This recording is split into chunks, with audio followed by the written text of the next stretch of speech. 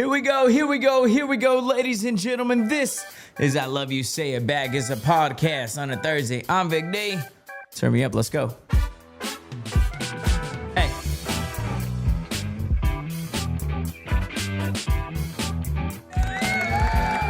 We have made it. We made it to that point in the week. Ladies and gentlemen, happy Thursday. This is I Love You Say It Back. It's a podcast. Once again, I'm your host, Vic D, and it is an absolute pleasure on a sad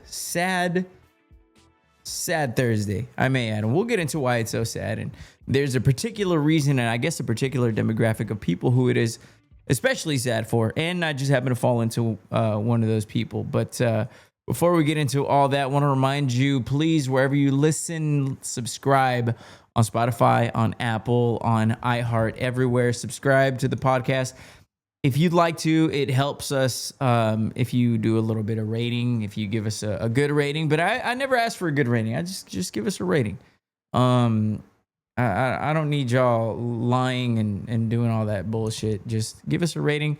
It helps us in a few different ways, kind of pushes the podcast out a little bit more. So the more you do that, the more thankful we are here, and just the more fun we could have with it. So do that. Also, like, subscribe on YouTube. If you haven't done that, jump on over there. Subscribe on YouTube. Over 100 subscribers there. Kind of exciting.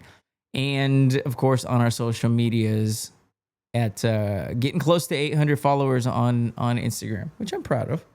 All organic, no bots, no robots, no cheating the system, just pumping out content, and hopefully you guys are enjoying it. But at ILY Say It Back Pod, and I am at Vic D Radio. It's a sad time of year, folks. It's a sad time of year. A couple things we're going to be talking on is so let me explain this by explaining how much I love the fall. And we do a fall special. This is kind of our summer special. As much as I love fall, right? And everything that comes with fall, the weather, the sports, the football, the Kern County Fair, the foliage, there's nothing about fall fall's perfect. I'm just going to say that. The way I feel about the fall, I feel the exact opposite about what we are getting to dive headfirst into. I'm talking about this is a newborn baby in a bad way. Like, we are just at the infancy stage of we're getting ready to go into some ugly waters. And of course, we're gonna dive into all that. Since it is the vacation special, we're gonna talk about, I think, one of the most underrated things in relationships, or just like, look, a lot of us, a lot of you guys travel with people that you aren't even in a relationship with. You're starting to date, you're hanging out, like, hey, we should do this. I saw a meme and it was like, my problem is that as soon as I start to like you, I'm already planning I'm already like booking a vacation for us to do, whether it's a little boat ride, or we're going to the beach, or we're going to go do a sports game, and that's funny because like it is, it's a beautiful time to be new. The beginning of new relationships are always a lot of fun. So, but vacation compatibility never gets talked about. And I'll explain why it's such an important thing. The two types of people on vacation. And here's the big topic that I ran across over the weekend. And it was a Reddit thread about like souvenirs. And I've always been a souvenir person, but as I was writing out the topics today, you can see I was writing a lot. I was kind of changing my own mind. I was like, this is kind of stupid. So we'll dive into all that. Of course, I got your fun facts here in case you didn't know. I have a legendary story. And if you're a degenerate, if your husband or your boyfriend is listening to this and they like to dabble in a little bit of gambling, or you're just simply familiar with a little bit of the FedEx guy story, it's beautiful. He passed away, so RIP to a legend. We'll talk about the legendary story and how he even saved his company. If you've been seeing, fellas, a lot of girls posting about the new moon. I'll explain why. Actually, I won't explain why. I thought it'd be funny. We could ask ChatGPT to explain what it means and why girls are posting it. I was like, well, I've seen enough girls post about this. Let's ask chat what it means. So we'll do that. And then, of course, we got Wednesday Wisdom and then our trivia. But loaded show. So let's go back to what we were talking about a second ago. Let me take a little sip of my Define here. Shut I Define. Can't do a podcast without them. Define 8. Go get you some. I wanted to start here because, folks, I'll go back to the way I explain fall. Coming up here in a couple months, we are going to be getting ready to do our fall special. And when I talk about fall specials, I give you fall scented candles that I love, fall scents that I love, the holidays that I love, my favorite holidays, the weather, the sports, everything kind of like the beginning of football, the end of baseball, the beginning of basketball. Like, it's just a beautiful time of year. It's by far my favorite. I can't think of a negative thing about it. If you put on an extra 5-6 pounds, oh yeah, guess what? I'm wearing a hoodie. You won't even notice. But the exact way that I feel about the fall and how perfect it is, I feel the exact opposite about this very moment. Folks, it is Thursday. It is June 26th. And this is the saddest time of the year. Play a little piano, a little sad piano. It's sad. For all the opposite reasons that I just listed, folks, we have been getting away with murder with this heat. If you are from Bakersfield, California, it was this past weekend, it was gorgeous. But it's hard to even enjoy, like in the back of your head. And when we had a barbecue this weekend, we'll give you a little recap on that. That was an amazing barbecue. We had a barbecue, karaoke, friends, family, just kind of, it was a perfect little backyard boogie. It was just awesome. And the weather was incredible. It was a big factor in why it was so awesome. And of course, the drinks, everybody, twisted a little this way, twisted a little that way. But it was even hard to kind of enjoy simply because, you're like, damn, when you're getting away with something and you're like, I know there's going to be consequences to this. So instead of enjoying it and fully being like, hell yeah, we're in the moment, it's going to be like, damn, you know what? Try to enjoy this as much as you can because we're getting ready. The tab is due here pretty soon. So it's the saddest time of the year because we've been getting away with murder. So it's hard to enjoy even the good days of weather because, folks, when I tell you that this is nothing new for Bakersfield, it just doesn't get any better or easier. People love to tell you, like, it's Bakersfield, it's always hot. I don't mean that it gets any better. That don't mean that it's like, oh, well, it happens every year. No, it sucks every year. And we know that it's coming and it's finally here. We're getting ready to head into the summer months, which is just going to be heat after heat, folks. Even if you own a pool in Bakersfield, yeah, it's great. It's like, yeah, we're going to get a pool. By the middle of July, your pool is going to be cooking. You're going to have to swap out that water. I don't know if you got to put ice cubes in it. A pool becomes pointless when every day is 115 for like a month straight. 110, 115. Let's jump in the pool. Damn, never mind. That pool's hot as hell.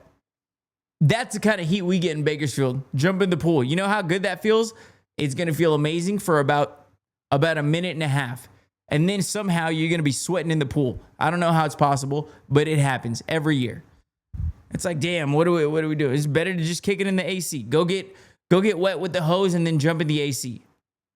Better way to do it. So that sucks. And look, some of these are particular to me because I can't stand being hot. I just can't, like, the heat is a big issue.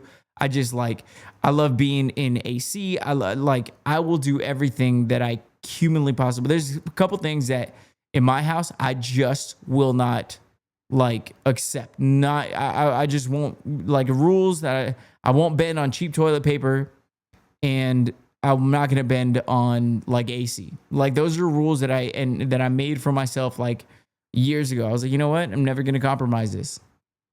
AC is a big one. You don't go cheap on AC. You don't go cheap on toilet paper. You don't go cheap on ketchup. You don't get that Hunt's bullshit. You go Heinz. And you don't go cheap on love. I don't know if I mentioned love twice, but those are the things. You just don't go. Certain things are just worth spending a little extra on. And perhaps I don't know which one's a bigger issue. They're two just, some of the biggest issues for me personally, folks, I love cool weather and I love sports. The NBA Finals, congratulations to Oklahoma City Thunder. The NBA Finals just ended. That is the last big, like, major sporting event. And I know we're going to sit here and be like, Vic, there's baseball on every night. The fact that there's baseball on every night is kind of what makes it not that special. It doesn't feel big. There's no big event. There's no, there's one golf major, but you got to wait for that weekend for it to happen. I don't even know when that's coming up. But you know that's the last one. Baseball happens every day, but no matter, even I am you got to understand, folks, I love baseball. Baseball was my first love, my first sport that I played, my first everything. I love baseball. There's no way you can compare regular season baseball. Now, playoff baseball, incredible. Baseball in the middle of June, July, doesn't really just get the Dodgers are starting a series with the Colorado Rockies. Big dud. Doesn't do nothing. Doesn't move them. Doesn't get the blood flowing. Doesn't get the needle moving. So it doesn't hit the same. And then you get into, okay, so no more basketball. We're still a few months away from football. We're still a few months away from, or I guess in a couple weeks, we're going to have or like in a week or so, 4th of July, we got the hot dog eating contest. So you get to bet on that. But we're talking about single events that are few and far between. And it's just like, as a sports fan who lives in Bakersfield, California, this is the saddest time of year. You don't have sports to look forward to. NBA finals are gone. There's no football. Regular season baseball just isn't the same. You know, the heat is like, it's hard to even look forward to the weekends to be like, oh my gosh, yeah, the weekend is here. You leave, you go into work and you're like, it's already cooking. I'm driving into work at 7:30. It's already 92 degrees. Oh, I can only wait for lunch when I have to go out and get lunch, and it's going to be 104. And then by the time I get off work at 4:30 or 5, it's going to be 112. Yeah, your car has AC, but those first 5 minutes when it's going from, because if it's 110 outside, your car is going to be like 125, 130. We know that. That's why, babies in cars and dogs in cars is just a big issue. But it's just sad. And I it's tough. So like everything that's great about the fall is literally the exact opposite of what it is right now. It's tough. It really is the saddest time of the year. And every year I feel like I have to constantly remind myself, like there's like a little cheat code to this. We have our golf tournament coming up here so I don't know. This might be this is one of the trophies that I won, but I don't mean to brag. But I won the last summer championship. One thing that our golf group does is we do a championship there's 4 championships in the entire year. The summer one, we kind of use as an excuse to get away for a weekend, right? We know that it's going to be in the middle of July, and we know that in Bakersfield it's going to be really hot. So we're like, okay, where are we going? San Diego? Are we going up north? A little Half Moon Bay? A little Bay Area weather? I'm all for it. So I have to decide that actually in the next 3 days where we're going to be going in the middle of July. But we use that as a thing to kind of look forward to. And I've always said this, one of the keys to life, if you are just like me, one of the keys to life, one of the keys to happiness, one of the keys in life to that is always having something to look forward to, folks. Always give yourself something to look forward to. And I'm not talking about you have to plan this grand vacation. I'm not talking about you have to go overseas. I'm talking about you want a weekend in Morro Bay because the weather's going to be 63 degrees at the top and your overnight is going to be 55. Do that. Now, if you got a great grand vacation, of course, that's something to look forward to. That's huge. But if you need to get away to the coast for the weekend, those are the things that really make you or help you survive the weekends here in Bakersfield. Always have something to look forward to. I've got the summer championship to look forward to. Whether we go to San Diego, we go to the coast, I don't know. It's somewhere cool to spend the night, golf with the boys. And now the secret to it, or the reason why it's so effective, is because, look, there's going to be some hot days that are going to be coming up here. And I'm going to be sad. I'm not going to want to leave the damn house. But I always know that in the back of my head, I'm like, oh, well, you know what? I'm counting down the days for the championship or Morro Bay or just a little weekend getaway or whatever it is. Small, big, always have something to look forward to. And I promise you that goes a long way in surviving the summers. And I constantly have to keep reminding myself, because I've been down for a couple of days. I'm like, I know we've been getting away with murder with this weather. And it just feels like, when you're racking up a bill at the bar or like at a restaurant, you're like, yeah, order the appetizers. Yeah, let's do this. And, I mean, obviously they don't charge you right away. So you're just like, oh, I know that bill's coming. And the bill's on the way, folks. But the keys to happiness, keys to life, keys to surviving this whole thing is always give yourself something to look forward to. Let's move into, so, we're talking about vacation and vacation survivals and things like that. A lot of you guys are getting ready to go on your vacations now. A lot of you guys have already done a couple of them. To me, this is the real beginning of summer, because now that sports have ended, it's like, well, I have nothing to look forward to. Let's start talking about some vacation. Let's start, what the hell are we going to do? So to me, it got me thinking about, like, now I'm thinking about vacations. And I think one of the most underrated aspects of a relationship, I think vacation compatibility does not get talked about enough. Who you go with, the kind of person that you vacation with, the kind of activities that they enjoy, the kind of food that they enjoy, the way are they I need to be doing something every single moment. The itinerary is planned. Every meal, every activity, every hour is planned. Or are you the person who's like, I'm vacationing, I want to be at the what is it, those little lazy river pools, and I want to have margaritas and mimosas and shots of whiskey and just tan and do nothing? So in fact, let's start there.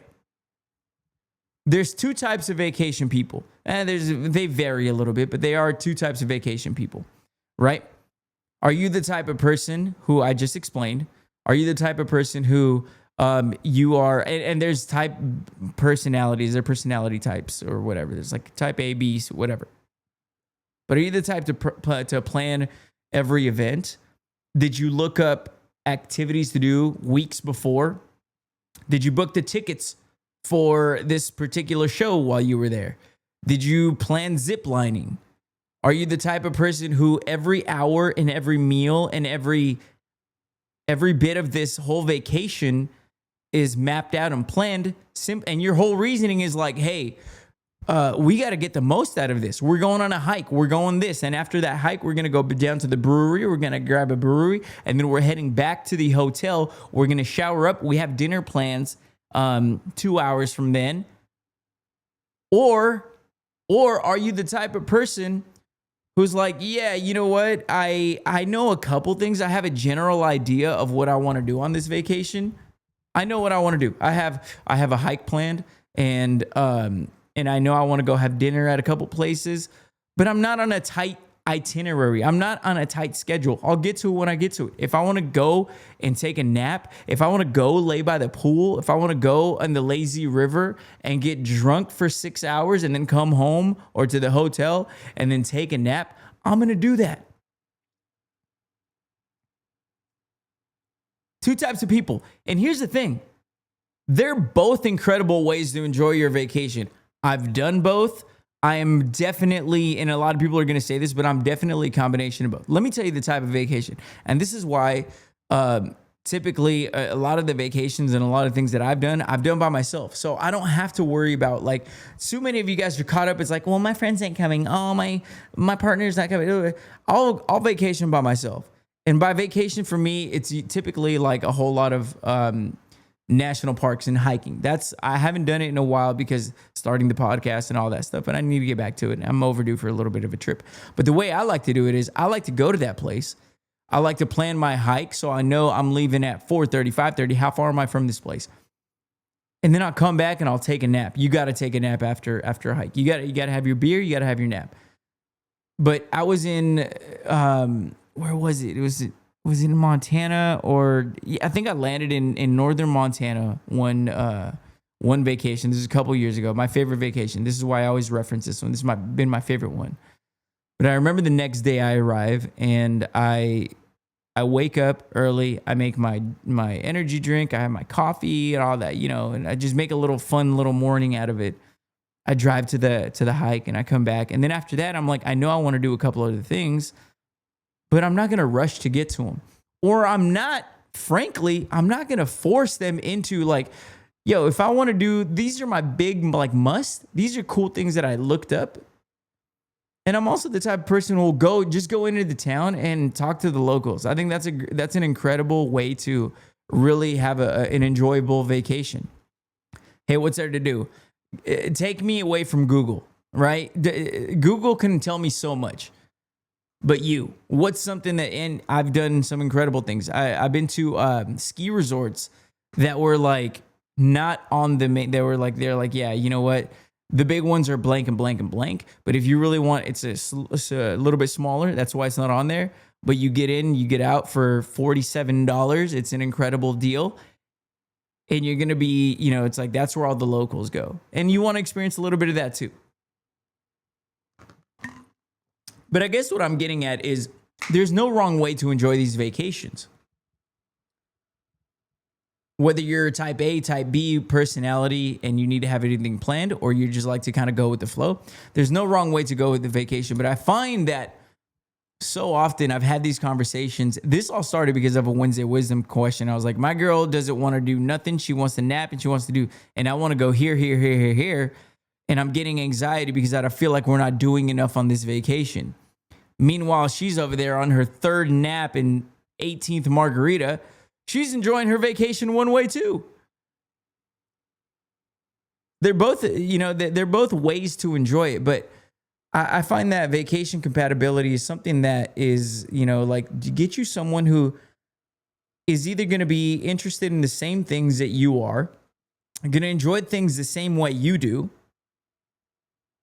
And I think it's just going to make it for a whole lot more enjoyable experiences. Now, there's been people who I've dated who, we go out and she had like zero interest in golf. But I was like, well, I want to play this, I want to do this. And I was in Half Moon Bay and I was like, I'm going to go golfing. Usually I golf with my boys, but we were out there and it's cool when someone's just down to do things that you are.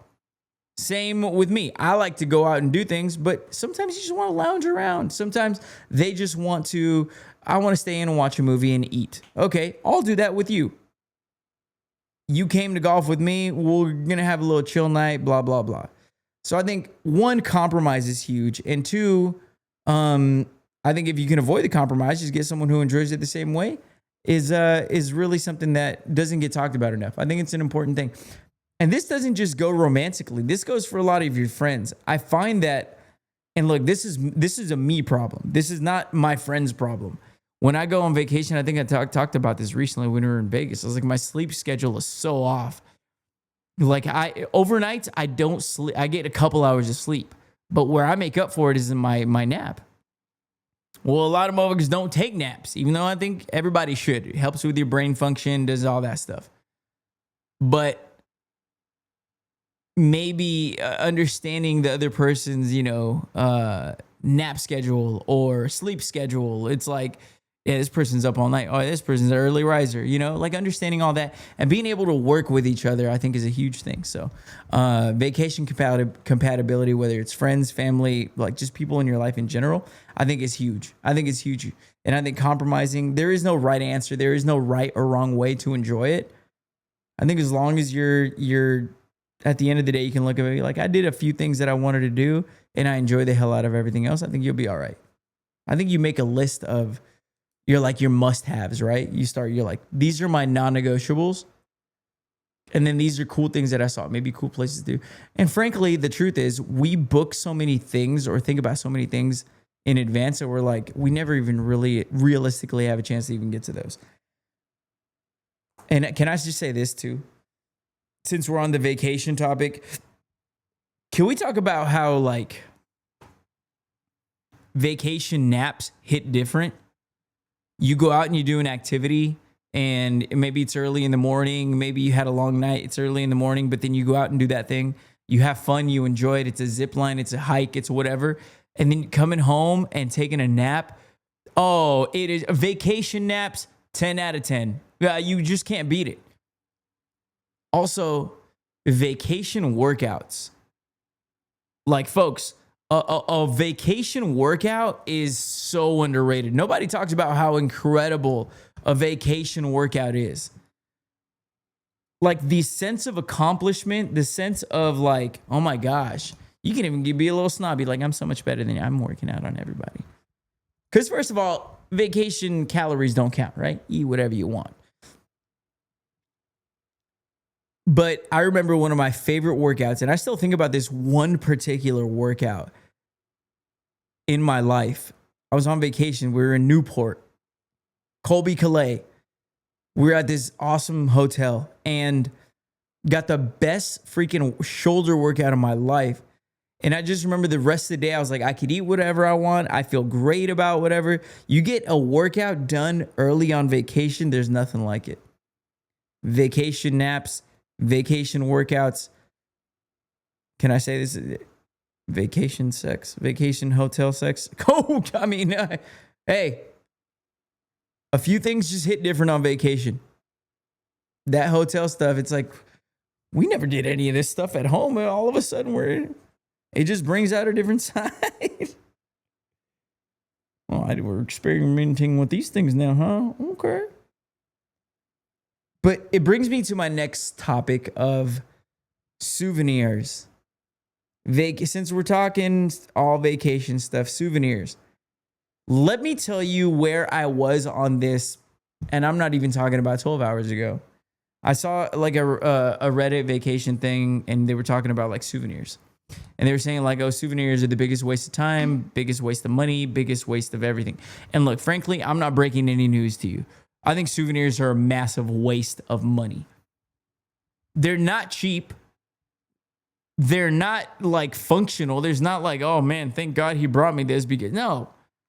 What's the most functional thing? A magnet to stick some notes on it? A keychain that you're never going to wear? But let's talk souvenirs. Because 12 hours ago, I was on board. I was like, look, I don't do them for everybody. Of course, nobody does.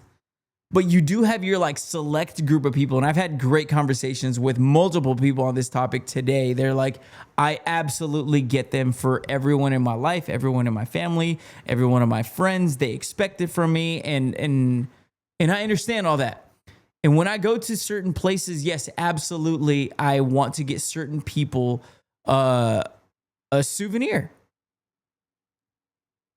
But then as I thought about this more, and I was just like, I don't enjoy the process of getting a souvenir. I don't.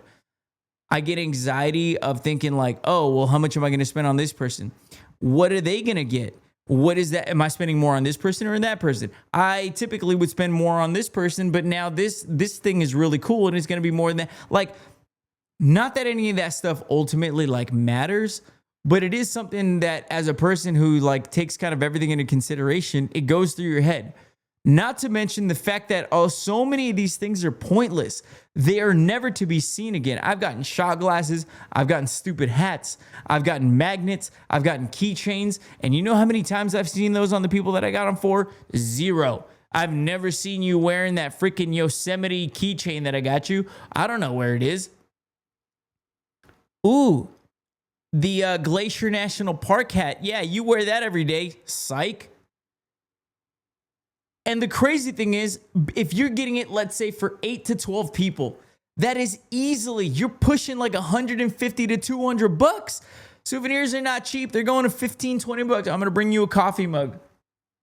Coffee mugs are actually functional, but they know that. They're like, oh, well, this person will actually use them. Or the person that they're get them for is going to use it. Hike up the price, make it $30. Gosh, damn. God, come on, shawty. Cut me some slack. So from now on, I think I'm unsubscribing from souvenirs. I think I'm unsubscribing from souvenirs. Not for myself, not for the people that, you know, if I'm on vacation with somebody, like we're going to get ourselves maybe some souvenirs. But I think the souvenirs that I've gotten outside of maybe like my mom or my dad or whatever it is, like something cool, someone who actually like would be like, oh, thank you so much. I've gotten so many souvenirs for so many people, and it has been a gigantic waste of money. I'm going to take those $200 and I'm going to go out and spend it on, I'm going to upgrade my car rental, or I'm going to upgrade my dinner plans. I'm going to be, I was going to go here, go cheap. No, I'm going to freaking Mastro's. I'm going to go to a steakhouse. It makes too much sense. And the biggest driver of this for me is because whenever people bring me back a souvenir, we talked about this on the love languages episodes. I am a gift receiving, that is my love language. I know it sounds selfish. Go listen to the episode. It has nothing to do with being selfish at all. It has everything to do with you thought about me, and I don't care how stupid this thing is. To me, it means a lot. However, I know that that's me. I know that that's a very select few people. Not everybody feels that way. You bring people certain things, and then they're just like, oh my gosh, it's awesome for 20 minutes. And then it gets thrown in a junk drawer. It gets thrown in a box in the garage. Well, there goes $18 that I could have kept for myself. And it sounds selfish, but ultimately we have to have an adult conversation. You guys love talking about I love deals and I love saving money, but you're going to shame somebody. And I know how this is going to go over. I know everybody on social media pretends to be so perfect. I'm going to get everybody because I love my family. Shut the fuck up. The point that I'm getting at, it's a gigantic waste of money. If I said, you guys are the same people who tell me that you guys love saving money. You're like, I'm a sucker for a good deal and I will go to here. Well, you're throwing away money on all this stuff. It doesn't mean you love your family or anybody that you're bringing any less. But those things, frankly, truthfully, the cold hard facts, those things get thrown away, thrown in a junk drawer, never used. If it's a hat, it gets thrown into a box that is never to be seen again. So I think we should all normalize and understand and be like, hey, if I don't bring you back something, it's okay. The arguments that I heard against this, it's like, well, I have a select few friends and family who have expectations. I bring them back something every freaking trip. And I get that. There's certain people that you're not going to be able to get rid of because they look forward to these things. Maybe it's a tradition. Maybe it's all that. But outside of that, I think I'm unsubscribing from getting souvenirs. And I've always been a souvenir person. I'm like, oh man, I'm going to get this from my mom, my dad, my sister. And whenever I don't get a souvenir, it's never a personal. I never that motherfucker didn't remember. Oh, you didn't think about me on your vacation, huh? It's not that. It's never that. Does it mean a lot when it happens? Absolutely. But it's one of those things where it's like a great upside, but not a lot of downside. And if it was like, hey, $50 can cover 10 people, no issues. But we're talking about upwards of $200. It's almost better to spend a lot on something that's going to be maybe useful, but they know that the things that are useful are going to cost a lot more. They're going to be like, all right, well, this is actually useful. Make it $45. Hey, how about a keychain they'll never touch? Just give us $12, $15 for a keychain that is made for 30 cents. And we'll go throw it away and it'll never be used again. So I want people to understand, I think we should all unsubscribe from getting souvenirs. I think I don't want to say outdated is not the right word, but it doesn't make sense outside of a few people and outside of a few things. And the truth is, where you go matters too. I was just in Vegas. You think I brought people souvenirs? I got homies who are in Vegas multiple times a year. My family's been there a million times. Why am I going to bring you back a souvenir? If I'm going to freaking Morro Bay, you guys have all been to Morro Bay, Pismo Beach, I'm not going to bring you back a souvenir. Silly. You'll be there next weekend. Souvenirs for yourself all day.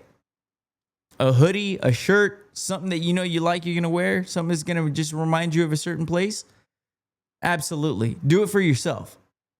But for others, this is one of those things you got to be, a little bit selfish on. I think we all need to cut the shit out with the souvenirs. Keychains and hats that are just hideous. Thrown away. It just light your money on fire. Now, I can't believe where I was on this 12 hours ago. I was like, you know what? They're really meaningful and they're really special. Oh, how stupid and naive I was 12 hours ago. I am so out. I've never flip-flop or swapped my opinion on something so quick. 12 hours ago, I was like, nah, souvenirs are important. Souvenirs matter. Souvenirs are big. And now I'm just like, what? I've been brainwashed this whole time. What a stupid concept. Here's a little cheap piece of metal. Here's a little shot glass that's never going to be used. Unless you have some kind of collection or something, yeah, get it the hell out of here. And again, that goes back to yourself. I'm not saying don't get things for yourself. But for others, sue it. And they don't even care. Frankly, they're going to be like, sick flex. You're just trying to tell me that you spent a weekend in Morro Bay. Congratulations. Oh, you went to Costa Rica? Imagine someone just getting pissed off. You're like, are you just trying to brag? Are you just bragging that you went here? Oh, look, Stacy went to Paris. So yeah, souvenirs. What a concept. Folks, let's get into your fun facts here in case you didn't know. I got to go through these quickly. That first part took up a lot of time, but I think it's a fantastic topic. Let's get into your fun facts here in case you didn't know. All right, in case you didn't know, this is wild. The total world debt is now $324 trillion. I'm asking the same thing you're probably thinking. Who the hell do we owe this money to? And by we, I mean like the world. Like, the only way that I could see this even making sense is like we owe, something billion to China or Russia. I don't know who we owe this money to, but like we're in debt, right? And then those people are in debt to other people. And then that's got to be the way they calculate this too. Because who else are we in debt to God?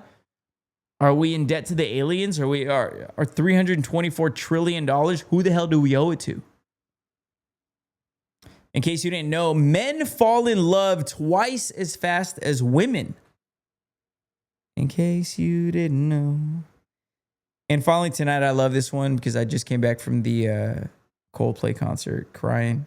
Listen to this. Maybe you're a happy crier too. In case you didn't know, tears triggered by sadness, happiness, and onions all look different under a microscope. In case you didn't know. So like if you cry sad tears, it's going to look one way. If you cry happy tears, it's going to look a different way. And then if you cry from like onions, it looks a different. That's interesting. That's fascinating. Crazy. And finally tonight, oh no, we already did that. Okay, I wanted to tell you this story. Quick story. I got to pull up the little article because it was too much for me to write. Any degenerate understands his absolute legend. His name is Fred Smith, my bad. Listen to this story. He is I believe the founder of FedEx. Fred Smith, the founder of FedEx, once saved the company by gambling its last $5,000 in Las Vegas. Listen to this story. He went to Las Vegas and won $27,000 by playing blackjack, and it was just enough to cover the critical fuel bill that kept the company afloat. This bold move bought FedEx just enough time, and shortly after, it successfully raised $11 million in funding. So here's the crazy thing about this. $5,000, the company was going to go under regardless. $5,000 was not enough to cover the cost of whatever they needed.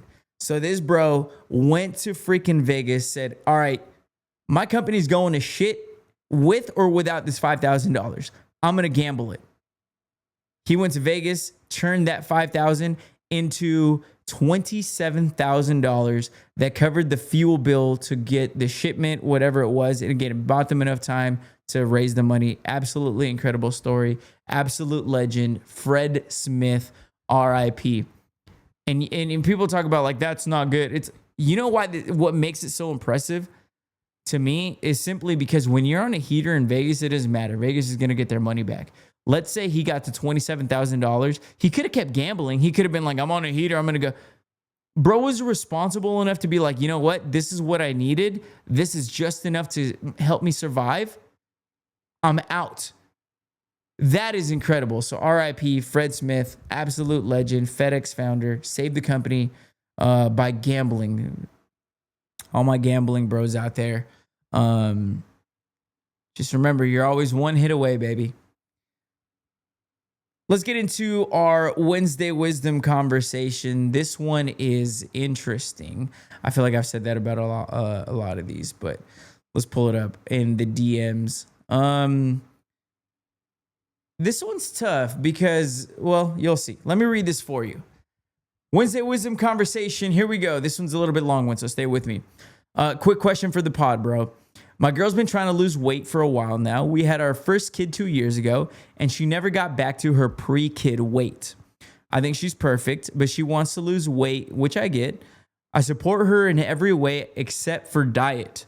Now, after 3 weeks of her doing this diet, we're having all sorts of argument about why I'm not joining her diet and supporting her by doing it. It's seeping into everything, bro. We're fighting about the dumbest shit that we have never fought about, and I know it's because of that. I'm happy with my weight, and I've always been thin. Now, for context, I can see this dude's picture. He's a thin guy. He doesn't need to be on this diet. Let's continue. So why do I need to do it? I tried explaining that to her, and it got worse. But truly, if I don't need to lose weight, it's pointless to diet with her. I don't want to eat that nasty and restrict myself. I'll work out with her like one to two times a week while she's working out 4 to 5 times a week. I'll get her any food she wants. I support her morally and I cheer her on, but I'm not doing the diet. What should I do, Vic? Thanks. So this is a pretty simple concept. And I feel like there's been variations of this conversation. Like, I remember one time a girl wrote in and she's like, we started this diet, me and my husband or me and my boyfriend. He's lost 8 pounds in a week and I've gained 2. And it's just like, there's always these issues with weight, with relationships, with women, with struggling to lose weight more than guys do. So this guy's already thin. Now, is it fair that obviously women gain weight when they're during pregnancy, their bodies change and all that stuff? Is it fair? No. But this, I do find, like, I'm curious to see what you guys say. Like, if he was overweight or needed to diet a little bit too, I'd be like, bro, the perfect opportunity. You can save your arguments. You could save your health. You're knocking out like 6 birds with 1 stone on this one. He's healthy. He's fit. He doesn't need a diet and he doesn't want to do it. But she's busting her butt. Now, I've had the conversations with my sister and other women in my life. And whenever like one person's trying to diet and the other person isn't, like, they feel so unsupported. They're like, well, why am I trying so hard if you're not helping me? Why am I doing this alone? Why am I doing this? So I understand what she's arguing here.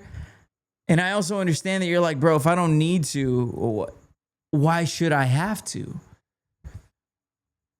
That's a different, like, what do you do? I think you gotta go along with it. And I think you gotta start the diet. And I think you gotta cheat on the diet. I think you gotta cheat. I think you gotta be like, all right, we're doing our little meal plans. We're doing our this and that. And then I think when you go off to work, I think when you survive with your roadies, whatever you're doing, you maybe eat a little bit more, whatever it is. But I think more than anything, I think you trying to explain to her that I don't need to is far more of an issue than you not joining her in these diets. I don't need to. That's your problem. Probably makes you feel shitty. Probably makes you feel like, shush, I'm very alone in this. Maybe work out with her like 3 to 4 times. Even if you're just doing a little bit. I think ultimately when it comes down to the food thing, I know you don't want to restrict yourself. I know you don't need to, bro. But if this relationship means as much as it seems, I mean, this is the mother of your kid, and you're getting fed up with these arguments, I and I'm scared to say this because I know there might be some backlash. But isn't it kind of fucked up on her part too? Let me say this. If I was in her situation, if I wanted to start working out and I was in a relationship and the person who I was with wasn't into that, they're like, no. Or you can even relate this to like other things. Like let's say I love sports. Sports are everything to me. And I'm with someone who doesn't love, like, am I going to be like, why isn't my partner not supporting me in loving sports? It's like, well, she's not into it. They're just not into it. Like, would I be selfish and be like, they don't like sports. I don't feel supported in this relationship. I feel very alone that my partner doesn't enjoy the same things that I do. Could we make that argument, ladies? Why is it becoming such a... I'll be honest with you. When people are upset about something, here's one of my pet peeves. When your girl is mad at you about something, and you both know what that is, or you've argued about it like that, but then it starts seeping into other things. It's like, well, you didn't make the stupid bed. We've never argued about the damn bed. Well, you left a mess in here. Or you didn't clean. You didn't wash it. You didn't. When it starts seeping into every aspect of your life or everything, that is annoying. That is the worst. So do I understand you, bro? I absolutely understand you. Do I understand that she probably feels a little bit lonely and a little bit shitty when you tell her, I don't need to do that. You do. Oh. Although he did say she doesn't need to. I think reaffirming that she doesn't need to, baby, you're perfect. But also encouraging health. I'll never be against it. Be like, no, embrace your body. If you're 300 pounds, like, no. If you really love your body, like, do something for your body. Love yourself. Work out. Change your diet. Change things up. I want everybody to feel good about themselves, but there are healthier options for long-term health and success. But I think that's what you got to do. I think in the meantime, I don't know, play nice. If you got to try to survive with your roadies, that's the only thing I can do is contextualize this. There is no answer. Maybe someone on Instagram tomorrow will give us a better answer and be able to tell us like, hey, I've been in this situation. Because I don't feel like it's a very unique situation. I'm skinny. I don't need to do that. Why would I go diet? Bro probably has issues keeping weight on. Which is always, that's annoying, ladies. I get that. Or like, oh, I can't keep weight on. I have to eat. It's like, oh, must be fucking nice. I'm going to ask ChatGPT. Fellas, if you're like me and you've been seeing this on social media and you're as clueless about this as I am, I'm going to ask ChatGPT what this means.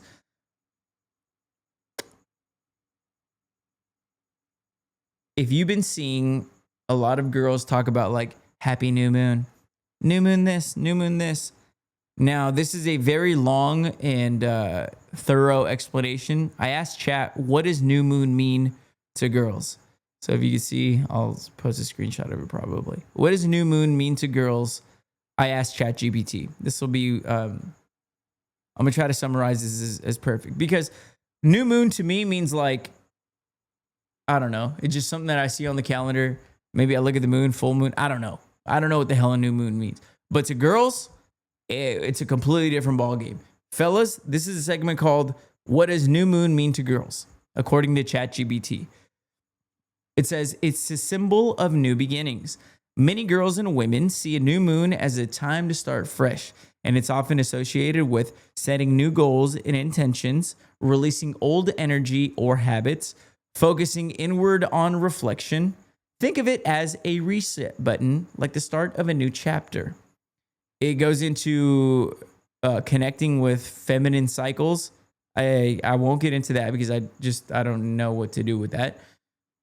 Spiritual and emotional significance.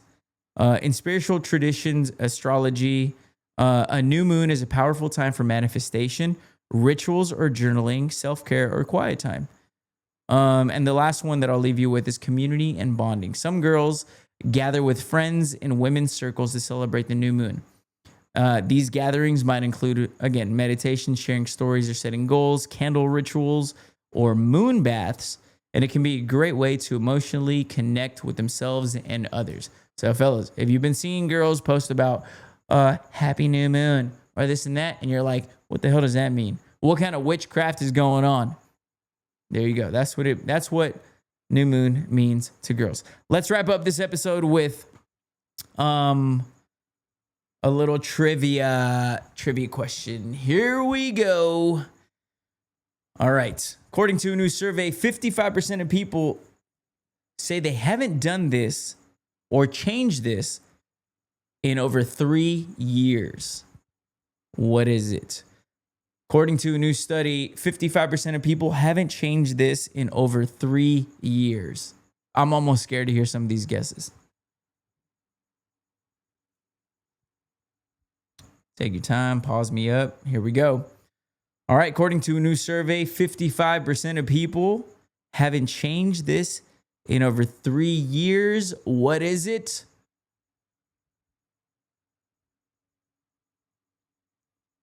Their voicemail. I wouldn't even know how to change a voicemail anymore. It's like, hi, Vic. Sorry I missed your call. No one calls anymore. Hi, sorry. You can always text me. How about you text me instead and quit calling me weirdo? Hi, it's Vic. I was staring at this the entire time and I didn't want to answer your phone call. So just, if it's an emergency, I guess say something or text me. Bye.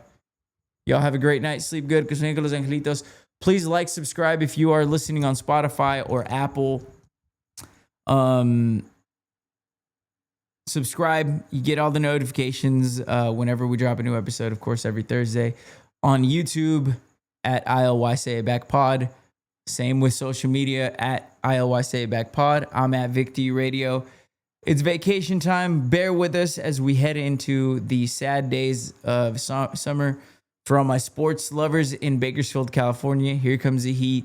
Here comes the no sports. We got to look forward and lock in on the Nathan's hot dog eating contest, which, hey, good news. Joey Chestnut is back. But we're going to get through this together. Y'all have a great night. Sleep good. Que sueñen con los angelitos. I love you. Say it back. It's the podcast. Buenas noches. Que sueñen con los angelitos.